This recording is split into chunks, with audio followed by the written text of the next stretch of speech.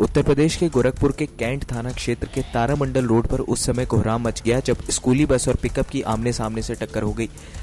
आपको बता दें कि टक्कर में 3 स्कूली बच्चों समेत आधा दर्जन से अधिक लोग घायल हो गए।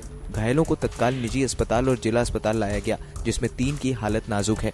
दरअसल सरस्वती विद्या मंदिर की बस बच्चों को लेकर जा रही थी और तभी वो तारामंडल के समीप ही पहुंची थी कि सामने से आ रही पिकअप ने उसे टक्कर मार दी, जिसमें लोग घायल हो गए। घटना की जानकारी मिलते ही पुलिस और प्रशासनिक अधिकारी अस्पताल पहुंचे और घायलों का हाल जानना इस संबंध में एसपी सिटी ने कहा कि गंभीर रूप से घायलों को मेडिकल कॉलेज भेजा जा रहा है। वहीं एक प्रत्यक्षदर्शी ने बताया कि मोटरसाइकिल सवार को बचाने के बीच में ये हादसा हुआ।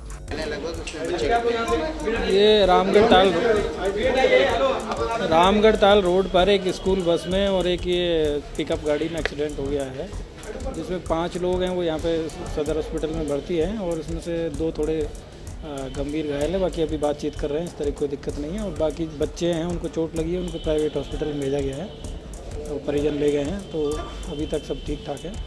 इलाज इनका चल रहा है। अब जो 2 थोड़े सीरियस है उनको अभी यहाँ से प्राइमरी चिकित्सा के बाद में उनको मेडिकल कॉलेज के लिए इनको रेफर किया जाएगा। नेक्स्ट 9 न्यूज़ के लिए गोरखपुर से रविंद्र चौधरी की report. Subscribe now to receive new updates, reviews and news.